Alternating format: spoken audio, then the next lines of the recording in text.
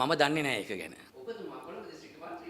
මම කොළඹ දිස්ත්‍රික්ක මන්ත්‍රීවරයෙක්. මම බස්නාහිර පළාත් සභාවට ඉදිරිපත් වෙච්ච වෙලාවේ කොළඹ දිස්ත්‍රික්කෙම වගේම බස්නාහිර පළාතෙම පළවෙනි ආපු මන්ත්‍රීවරයෙක්. ඒ මැතිවරණයේදීත් මට 150ක් ඡන්ද ලැබුණේ කොළඹ නගර සීමාවෙන්. 2015 මැතිවරණයේදීත් මට හම්බුනේ 150ක් කොළඹ නගර සීමාවෙන්. 2020 මැතිවරණයේදී මම කොළඹ දිස්ත්‍රික්කයේ දෙවෙනියා වෙනකොට මට ගණන් එක දෙන්න පුළුවන් ඕනනම්. හරිද?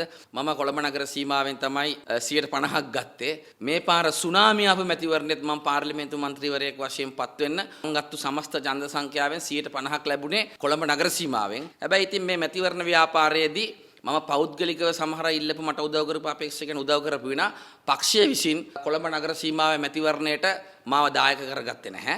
ඒ වගේම මේ නගර සභාව මේ හදන එකටත් මාව දායක කරගෙන නැහැ. ඒක ගිහිල්ලා ඔබතුමාලා මුජිබර් රහමාන් මන්ත්‍රීතුමාගෙන් අහන්න. එතුමා තමයි කරන්නේ මේක. මට වගකීම නෑ මට වගකීම් පවරලත් නෑ මට වගකීම් දුන්නෙත් නෑ. මට දීලා තියෙන්නේ මගේ ආසනයේ වෙච්ච කොළොන්නාවයි දෙහිවැල ගල්කිස්ස මහනගර සභාවේ විතරයි වගකීම් පැවරුවේ. මම 150ක් කොළඹ නගරයෙන් ඡන්ද ගත්තට මාව සම්බන්ධ වෙලා නැහැ. ඉතින් 117න් 29ක් හම්බුනේ ඒකනේ. හරිද? ඉතින් මාව සම්බන්ධ කරගෙන නිසා මම දන්නේ නැහැ. නගර සභාව පිහිටුවේ එක ගැන මම දන්නේ නැහැ.